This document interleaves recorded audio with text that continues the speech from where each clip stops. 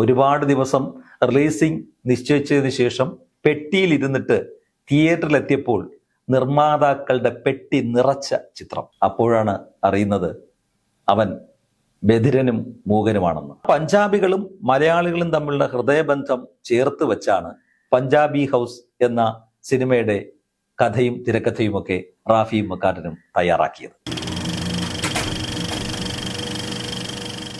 Super ഹിറ്റുകളുടെ വഴിയെ എന്ന സെഗ്മെന്റിൽ ഇന്ന് ഒരു പുതിയ സിനിമയുടെ വിശേഷങ്ങൾ ഞങ്ങൾ നിങ്ങളുമായി ഷെയർ ചെയ്യുന്നു. അതിനു മുമ്പ് ന്യൂഡൽഹി എന്ന ചിത്രത്തെക്കുറിച്ച് ഞങ്ങൾ ചെയ്ത ആ പ്രോഗ്രാം കണ്ട് സിനിമയുമായി ബന്ധപ്പെട്ട ഒരുപാട് പ്രേക്ഷകർ ഞങ്ങളെ വിളിക്കുകയും അഭിനന്ദനം അറിയിക്കുകയും ചെയ്തു. അവർക്ക് ഈ പ്രോഗ്രാം ഒരുപാട് ഇഷ്ടപ്പെടുകയും ചെയ്തു എന്നറിഞ്ഞതിൽ വി ലവ് സിനിമയുടെ അണിയറ പ്രവർത്തകരായ ഞങ്ങൾക്ക് അതിയായ സന്തോഷമുണ്ട്.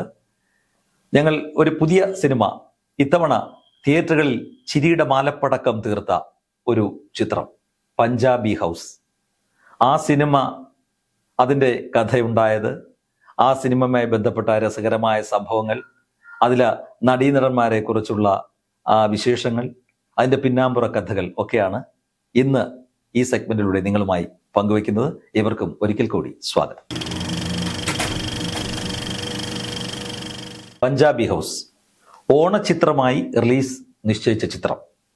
വമ്പൻ താരചിത്രങ്ങളുടെ തിരക്കിൽ തിയേറ്ററുകൾ ഓണത്തിന് പ്രദർശിപ്പിക്കാൻ വിസമ്മതിച്ച ചിത്രം. എന്നാൽ ആ ഓണത്തിനിറങ്ങിയ വമ്പൻ താരചിത്രങ്ങൾ ഒന്നും തന്നെ പ്രതീക്ഷയ്ക്കൊത്ത് ഉയരാതെ പോയപ്പോൾ നിർമ്മാതാക്കളെ അങ്ങോട്ട് വിളിച്ച് തിയേറ്റർ ഉടമകൾ പ്രദർശിപ്പിക്കാൻ അഭ്യർത്ഥിച്ച ചിത്രം. ഒരുപാട് ദിവസം റിലീസിംഗ് നിശ്ചയിച്ചതിന് ശേഷം പെട്ടിയിൽ ഇരുന്നിട്ട് തിയേറ്ററിലെത്തിയപ്പോൾ നിർമ്മാതാക്കളുടെ പെട്ടി നിറച്ച ചിത്രം. അതാണ് പഞ്ചാബി ഹൗസ്. ന്യൂസാഗ ഫിലിംസിന്റെ ബാനറിൽ ആന്റണിയും അപ്പച്ചനും ചേർന്ന് നിർമ്മിച്ച് റാഫി മക്കാർട്ടിൻ രചന സംവിധാനം നിർവഹിച്ച ദിലീപ് ചിത്രം, അതാണ് പഞ്ചാബി ഹൗസ്. ഈ സിനിമയുമായി ബന്ധപ്പെട്ട് ഒരു രസകരമായ സംഭവം, ഇതിന്റെ കഥ ഉരുത്തിരിഞ്ഞു വന്ന കാര്യമാണ്. അതായത് മദ്രാസിലേക്കുള്ള ഒരു ട്രെയിൻ യാത്രക്കിടെ റാഫി മക്കാർട്ടിൻ റെയിൽവേ സ്റ്റേഷനിൽ സ്കൂൾ യൂണിഫോം ധരിച്ച ഒരു പയ്യനെ കണ്ടു. അതിനുശേഷം അവർ ഒരു ഊണ് വാങ്ങി കഴിച്ച് ആ ഊണുപൊതി റെയിൽവേ പാളത്തിലേക്ക് വലിച്ചെറിഞ്ഞു. ആർത്തിയോടെ ഈ പയ്യൻ വന്ന് ആ ഊണുപൊതി എടുത്തുകൊണ്ട് അതിലെ ഊണ് കഴിച്ചതിന് ശേഷം ഇവർ വളരെ ശ്രദ്ധയോടെ ആ പയ്യനെ നോക്കിയിരുന്നു. നന്നായി വസ്ത്രധാരണം ചെയ്ത ഒരു പയ്യൻ. അവരടുത്ത് വിളിച്ച് അവനോട് അവൻ്റെ പേര് തിരക്കി. അപ്പോഴാണ് അറിയുന്നത് അവൻ ബധിരനും മൂകനുമാണെന്ന്. കുറച്ച് പൈസ അവൻ്റെ കയ്യിൽ റാഫി വച്ചു കൊടുത്തു.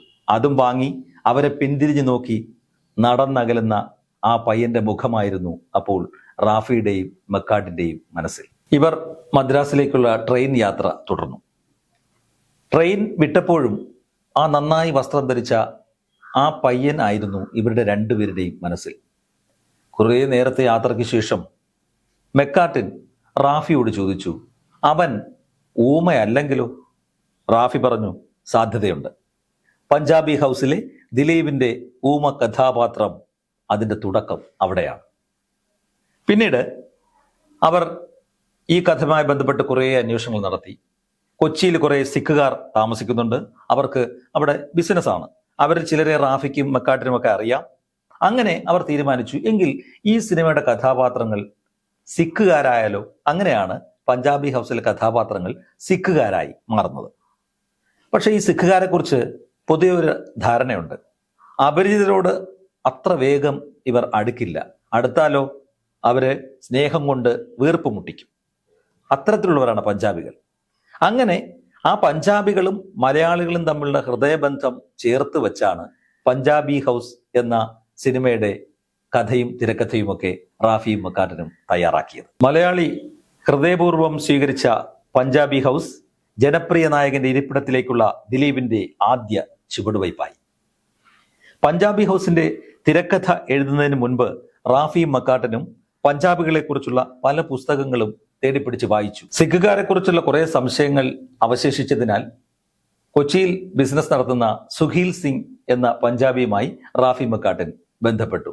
അവരുടെ സംശയങ്ങളെല്ലാം പൂർത്തീകരിച്ചതിന് ശേഷം ചിത്രത്തിന്റെ ചിത്രീകരണം ആരംഭിച്ചു. ഈ സമയത്ത് സുന്ദരകില്ലാടി, മാനസം എന്നീ ചിത്രങ്ങൾ പൂർത്തിയാക്കിയ ശേഷമാണ് ദിലീപ് പഞ്ചാബി ഹൗസിൽ ജോയിൻ ചെയ്തത്.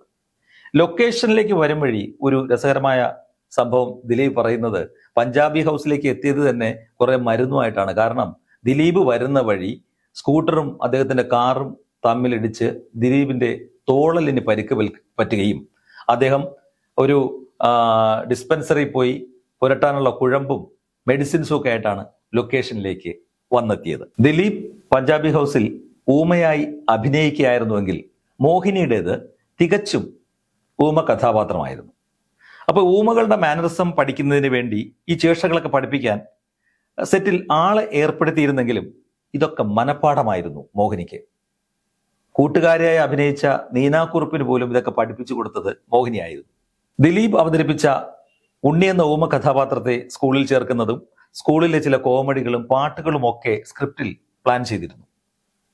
ഊമകളുടെ സ്കൂളുകളുടെ രീതി അറിയാൻ റാഫി മക്കാട്ടിൻ നിർമ്മാതാക്കളോടൊപ്പം കാഞ്ഞിരമറ്റം നീർപ്പാറയിൽ കന്യാസ്ത്രീകൾ നടത്തുന്ന ഒരു ഊമ സ്കൂളിൽ പോവുകയും ചെയ്തു ഈ ചേഷ്ടകൾ പഠിക്കാൻ വേണ്ടിയിട്ട്. പക്ഷേ സ്കൂളിൽ ചെന്ന് അവരെ പഠിപ്പിക്കുന്നതിൻ്റെയും അവർ പഠിക്കുന്നതിൻ്റെയൊക്കെ കഷ്ടപ്പാട് മനസ്സിലായപ്പോൾ കോമഡി കാണിക്കാൻ പറ്റിയ ഇടമല്ല അതെന്ന് ശരിക്കും റാഫിക്കും മക്കാട്ടിനും മനസ്സിലായി. അങ്ങനെ അവർ ആ രീതി അങ്ങ് ഉപേക്ഷിച്ചു. അങ്ങനെ 35 ദിവസം കൊണ്ട് പഞ്ചാബി ഹൗസ് എന്ന സിനിമയുടെ ചിത്രീകരണം പൂർത്തിയായി. പല ഇന്റർവ്യൂകളിലും ദിലീപ് തന്നെ പറഞ്ഞിട്ടുണ്ട്, പഞ്ചാബി ഹൗസ് എന്ന സിനിമയുടെ ചിത്രീകരണവുമായി ബന്ധപ്പെട്ട് നടന്ന രസകരമായ സംഭവങ്ങൾ ചേർത്ത് വെച്ചാൽ അതൊരു 10 സിനിമയ്ക്ക് പറ്റിയ രംഗങ്ങളും സംഭവങ്ങളും അതിലുണ്ടെന്ന് ദിലീപ് തന്നെ പല ഇന്റർവ്യൂകളിലും പറഞ്ഞിട്ടുണ്ട്.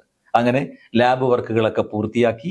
ഓണത്തിന് 2 ആഴ്ച മുമ്പ് തന്നെ പഞ്ചാബി ഹൗസിന്റെ ലാബ് വർക്ക് ഉൾപ്പെടെ പൂർത്തിയാക്കി ചിത്രം റിലീസിന് തയ്യാറായിരുന്നെങ്കിലും വമ്പൻ താരങ്ങളുടെ ചിത്രങ്ങൾ ഓണത്തിന് റിലീസ് ചെയ്യാനുള്ളതിനാൽ തിയേറ്ററുകൾ കിട്ടാതെ ഈ ചിത്രം 1 മാസം കൂടി പെട്ടിയിലിരുന്നു.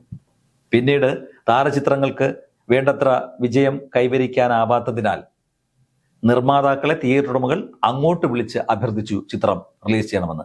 അങ്ങനെ റിലീസ് ചെയ്ത ചിത്രമാണ് പഞ്ചാബി ഹൗസ്. 1998 സെപ്റ്റംബർ 4 കേരളത്തിലെ വിവിധ തിയേറ്ററുകളിൽ പഞ്ചാബി ഹൗസ് റിലീസായി.